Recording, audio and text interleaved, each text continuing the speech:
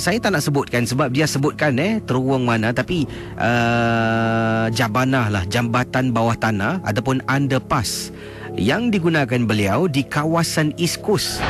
Dan kata Zulhaimi, saya dengan teman saya sebenarnya dah pun buat rancangan.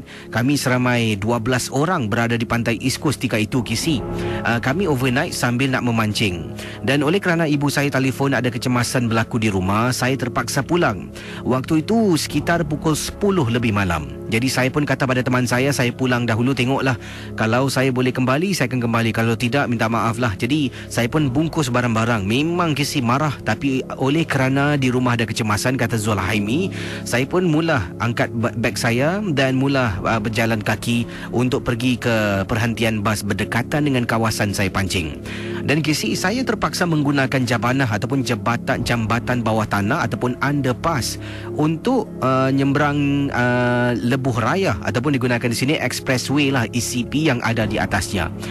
Bila saya jalan tu, semakin nak dekat dengan jambatan bawah tanah tu, saya boleh terbau. Kisi, memang sangat bau bunga melati, wangi sangat. Jadi oleh kerana saya ni suka fikir bukan-bukan, saya pun berhenti seketika. Dalam hati saya niat, tolonglah aku nak balik ni, tolonglah. Jadi bila dah bau bunga melati ni meremang, saya tengok kiri kanan tak ada orang lain kecuali saya seorang sedang berjalan. Apakan daya, saya terpaksa balik kan. Saya jalan lah. Bila jalan tu, saya sedang turun tangga, saya terperasan betul-betul beberapa meter di hadapan saya, di bawah tangga tu sedang berjalan ada seorang wanita. Jadi dalam hati, alhamdulillah ada orang, syukurlah.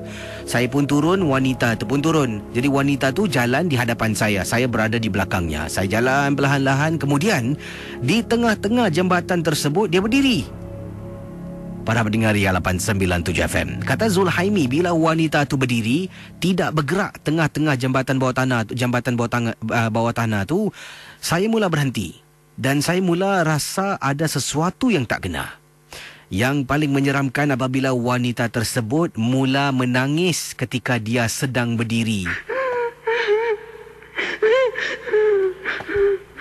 Casey, kata Zulhaimi, saya tak fikir panjang, saya ke belakang pusing, lari lintang pukang, Casey, naik tangga tu balik, pergi ke teman saya, ketakutan.